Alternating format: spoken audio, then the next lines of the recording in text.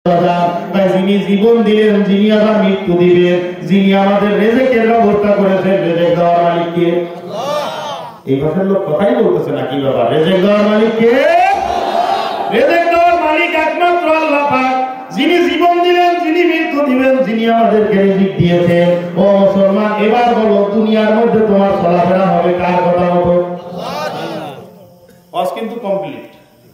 যিনি জীবন দিয়েছেন, যিনি মৃত্যু দিবেন, যিনি আমার রিজিকের ব্যবস্থা করেছেন। সুতরাং আমার কাজ কর্ম গোলামি, আমার ইবাদত বন্দেগী সবগুলোই হবে একমাত্র কার জন্য? একমাত্র আল্লাহ পাকের জন্য। কারণ তিনি আমার সব। নাকি আর কেউ আছে? কথা বলেন, আর কেউ আছে? মাঝে মধ্যে কখনো সকলো, মাঝে মধ্যে কখনো কখনো এই পাশ্চাত্য সমাজ, পশ্চিমা সমাজ, ইংরেজরা আমাদের উপরে তাদের কিছু আদর্শ আমাদের উপরে চাপিয়ে দেওয়ার চেষ্টা করে। কথা বলেন, করে কি করে না? সত্য এবং নতুনের একটা পায়তারা আছে। একটু ক্লিয়ার করে দেবো দাদা? কথা জানা দি একটু ক্লিয়ার করে দিই। এর আগে একটা গল্প বলি, সুন্দর সালাতের মতো। শিয়াল আছে না? শিয়াল ছোটবেলায় আমরা বই পুস্তকে পড়তাম, শিয়াল বড় পণ্ডিত, বুদ্ধিমান। শিয়াল আসলে কি বুদ্ধিমান? না, মানে বাস্তবে সাইজ হলো কি বুদ্ধিমানের মতো? হইতে পারে হয়তো। এখন বনের মধ্যে শিয়াল চরম বুদ্ধিমত্তা নিয়ে চলে। এখন এই বুদ্ধি নিয়ে একজনের কোথায় গেছে হঠাৎ করে, আর খুবির মধ্যে এদিকে খেয়াল করেন, এটা একটা উদাহরণ। এদিকে খেয়াল করবেন তাহলে সামনে কথা বুঝিয়ে। এখন ওই কার খুবির মধ্যে ঢুকছে মনে হয়, লোকটা কিন্তু এরকম দা ছুড়ে মেরে দিচ্ছে। দা ছুড়ে মেরে দেওয়ার পরে, এই দা ছুড়ে মেরে দেওয়ার পরে ওই লেজের গোড়ার থেকে একদম কস করে কেটে গেছে। এখন লেজের গোড়ার থেকে তখন কেটে গেছে। এখন এই শিয়ালটা ছিল আপনার শিয়াল অ্যাসোসিয়েশনের মহাসচিব, বিশাল একটা অ্যাসোসিয়েশন আছে, তার সেক্রেটারি তিনি। এখন সমস্যা হয়ে গেছে, সেক্রেটারির লেজ কাটা গেছে। নাকি ইজ্জতের নামে ইজ্জতি? ইজ্জত নামে ইজ্জত, বেইজ্জতি। এলাকার চেয়ারম্যান সাহেব যদি হঠাৎ করে কোনো কারণে বাতাসে বা যে কোনো কারণে লুঙ্গি উপরে উঠে গেছে, তাহলে এটা বেইজ্জতি না? লজ্জা লাগে। ছেলেবেলে, ছোট ছোট ছেলেবেলে মানুষের সামনে বলবে, যেখানে লজ্জা। এই সেক্রেটারির অবস্থা ঠিক তাই। এখন অসুবিধা হচ্ছে না তো? রাস্তায় তো সারাদিন মানুষ চলে, আগামীকাল সকালে আবার আয়োজন করে বসে দেখা শুরু করেন। এখন দেখতে হবে। এখন ওই শিয়াল মনে মনে চিন্তা করতেছে, লেজ তো আমারটা কাটা গেছে, আর এইটা যদি প্রকাশ পায়, ইজ্জত তো থাকবে না, আমার নেতাগিরিও থাকবে না। আরে কি সে নেতা, লেজ নেই, কোনো কথা হলো? এখন উনি কোন রকম বাঙাসুলো পেশায় চলে আসছে। গল্প বলতেছি, একটা উদাহরণ। বাঙাসুলো পেশায় চলে আসছে, সেরকম সম্মেলন রাখছে, ভাই সবাই এদিকে আসে। আমরা চিন্তা করে দেখলাম, বিশ্বকোষ পড়ে দেখলাম, আমাদের পূর্ববর্তী যারা শিয়াল মহোদয়রা ছিলেন, আমাদের পূর্বপুরুষ, এদের অনেক সময় দেখা গেছে যে বিভিন্ন লেজের কারণে তারা বিভিন্ন রকমের সমস্যার সম্মুখীন হয়েছে। আমাদের বিভিন্ন জায়গায় মুরগি চুরি করে খেতে হয়, এদিক যেতে হয়, লেজ থাকলে অনেক সময় দাওয়া দিল, দাওয়া দেওয়ার পরে লেজ বাসে আটকে গেল, তখন আমরা ধরা পড়ে যাব। এই জন্য আমার মনে হয় যে পূর্ববর্তীদের অনুসরণে আমাদের এই লেজটা সবাই কেটে দেওয়া উচিত। বুঝেছেন? এখন মনে করেন শিয়াল যে স্টেজে বসে বক্তব্য দিচ্ছে, সামনে যারা বসা আছে ওই অধিবেশনে, ওই সমাবেশে, তারাও কি বুঝেননি কথা? তারাও তো শিয়াল। এখন মেধা বুদ্ধি বিবেচনা যদি এই মহাসচিবের যদি খানিকটা থাকে, তাহলে সামনে যারা বসা ওদের বুদ্ধি সাথে নাই, ওদেরও তো বুদ্ধি আছে।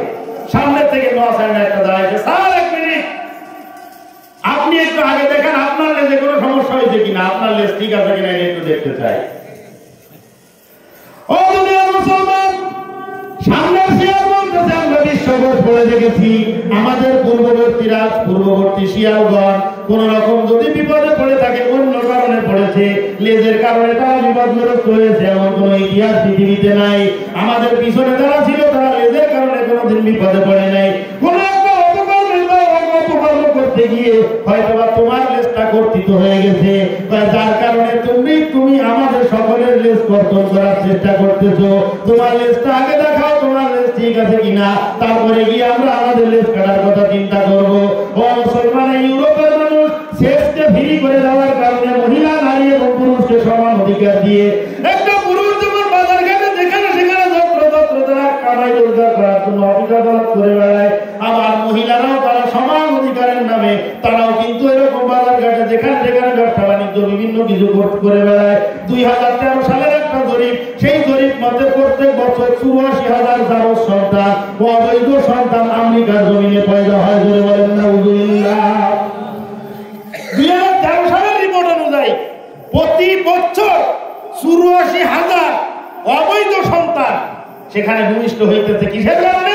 মা হলো এক বেলেল্লা, বাপ হলো আরেক বেলেল্লা। মা যায় এদিকে আকাম করতে, বাপ যায় ওইদিকে আকাম করতে। এই সমস্ত করতে করতে যাওয়ার কারণে তাদের কোনো বংশ পরিচয় নেই। একটা ছেলে তার বাবার নাম জানে না, মায়ের নামে তারা পরিচয় দেয়, মায়ের নামে তারা পরিচয় দেয়। এই সমস্ত করতে করতে তাদের অধিকাংশ মহিলারা চরিত্রহীনা, নষ্টা। এই নষ্টা চরিত্রহীনা আমাদের মা বোনদেরকে বানানোর জন্য আমাদেরকেও সেই সমান অধিকার নামক ট্যাবলেট খাওয়ানোর চেষ্টা করছে। এই যে নারী সংস্কার, নারীবাদী সংস্কার কমিশন আপনারা দেখতেছেন না, গতকাল হেফাজতে ইসলামের জিয়া কি উদ্যান, সরবর্তী উদ্যানে বিশাল বড় সমাবেশ ছিল এটার প্রতিবাদে। আশ্চর্য ব্যাপার, ওই যে কমিশন যে প্রস্তাবনাগুলো দিছে, সেই প্রস্তাবনাগুলোর মধ্যে একটা প্রস্তাব হচ্ছে যারা যৌনকর্মী তাদেরকেও শ্রমিকের মর্যাদা দিতে হবে। আওয়াজ করে বলেন নাউযুবিল্লাহ।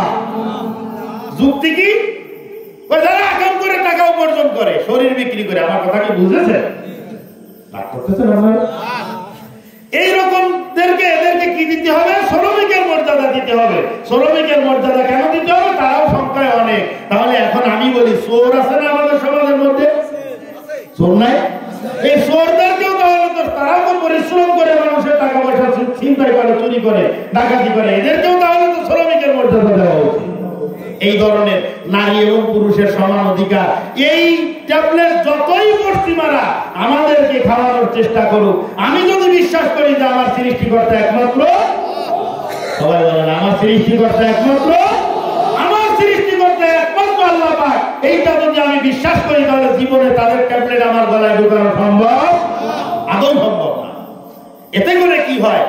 আমার মাদেরকে বলি, মা, আল্লাহ পাক রব্বুল আলামিন এবং তার হাবিব তোমাদেরকে দিয়েছেন অগ্রাধিকার, আর তোমরা চাইতেছো সমান অধিকার। এটা নির্বুদ্ধিতা ছাড়া আর কোনো কিছু হইতে পারে না। ঘুমায় যাচ্ছেন নাকি অনেকে? অল্প মানুষ তো সব দেখাচ্ছে। এটা জিকির করেন, লা ইলাহা ইল্লাল্লাহ, লা ইলাহা ইল্লাল্লাহ, লা ইলাহা ইল্লাল্লাহ, লা ইলাহা ইল্লাল্লাহ, লা ইলাহা ইল্লাল্লাহ মুহাম্মাদুর রাসূলুল্লাহ। অনেক দেরি হয়ে যাচ্ছে নাকি? দুর্বল দেখেন। এখন বলা হচ্ছে আরেকটা জিনিস, স্বামী স্ত্রীর মধ্যে যদি বিচ্ছেদ হয়ে যায়, এই নারীবাদী কমিশনের আরেকটা প্রস্তাব, স্বামী এবং স্ত্রীর মধ্যে যদি বিচ্ছেদ হয়ে যায় তাহলে স্বামীর 50%, 50% সম্পদের মালিক স্ত্রী হয়ে যাবে। এটা কিন্তু বাংলাদেশ ছাড়া আরো বিভিন্ন বিশ্বের বিভিন্ন রাষ্ট্রের মধ্যে আছে, ভারত। এবার একটা জিনিস খেয়াল করেন, আমাদের ডুমুরিয়ার একটা লোক থাকে ফ্রান্সে, খেয়াল করে, ফ্রান্সে থাকে একজন, উনি মাসালা জিজ্ঞাসা করতেছে যে আমার স্ত্রী বাংলাদেশী, বিবাহ শাদী হয়েছে, ঘর সংসার করেছি দীর্ঘদিন, ফ্রান্সে বসে, বাড়িতে গিয়ে সমস্যার কারণে বিচ্ছেদ হয়ে গেছে, তালাক হয়ে গেছে। সে ফ্রান্সে এসে ফ্রান্সের আদালতে মামলা দিছে যে বিচ্ছেদের মামলা, বিচ্ছেদ হইলেই তো 50% সম্পদ। আমার কথা বুঝতেছেন না মনে হয়? স্বামী যদি 10,000 টাকা থাকে, স্থবর অস্থবর সব মিলে, স্ত্রী পাবে 50%। এটা হলো ওদের দাবি যে এটা করতে হবে। আর এটা করলে কি সমস্যা সেটা আমি বলতেছি আপনাকে। স্ত্রী মোহর তো পাবেই, সাথে সাথে 50% পাবে। এই আইনের থেকে বাঁচার জন্য আরেকটা শয়তানি কবজা আছে। সেই শয়তানি কবজাটা হলো, স্বামীর নামে যদি কোনো ব্যাংকের লোন থাকে তাহলে স্ত্রী 50% সম্পদ দাবি করার আগে ওই 50% লোন পরিশোধ করতে হবে। বুঝেছেন আমার কথা? কি বুঝেছেন? আমার মজা লাগতেছে না, কেমন যেন চুপচাপ। বুঝতেছেন কথা? এবার ওই লোকটা মাসালা জিজ্ঞাসা করতেছে, হুজুর কৌশল করে আমি বাঁচতে পারি, কিন্তু আমি আবার আল্লাহর কাছে আটকে যাই কিনা, এই জন্য আমি করতে পারতেছি না, বলেন কৌশল করতে পারবো কিনা। কি কৌশল করবেন? আমি যে পরিমাণ সম্পদ আমার আছে তার থেকে কিছু বেশি সংখ্যক সম্পদের লোন নেব। লোন নেওয়ার পরে ও আমার অর্ধেক সম্পদ দেবে, তার আগে অর্ধেক লোন চুকায় আসতে হবে। আর অর্ধেক লোন চুকায় আসার পরে তারপরে নিয়ে যাও যেটা লোন তুলেছে সেটার থেকেই অর্ধেক করে দিয়ে দেবো, সমস্যা নেই। বুঝেছেন? এটা হলো ব্রিটিশের নষ্ট আইন, হলো এরকমের যে আইনের থেকে হাজারটা ভাষা থাকে, হাজারটা ভাষা থাকে, সেখান থেকে বের হয়ে যাওয়া। এরকম বলে দিছি না, ঠিক আছে করেন আপনি।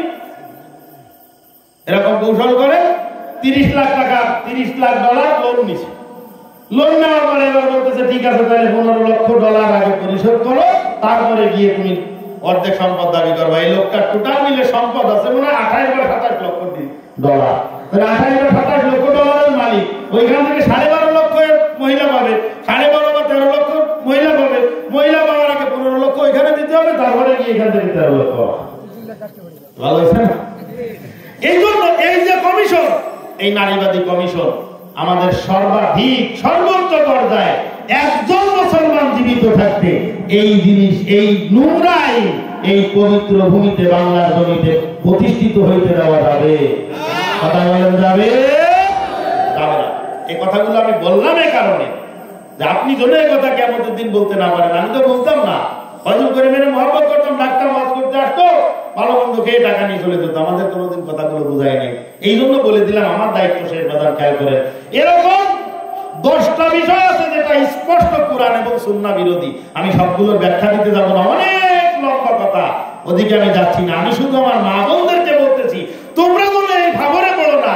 আল্লাহ পাক রব্বুল আলামিন চাইছেন তোমাদেরকে ঝিনুকের মধ্যে মুক্তা যেমন সংরক্ষিত থাকে, তোমাকে আল্লাহ এবং রাসূল সেভাবে সংরক্ষিত রাখতে চান।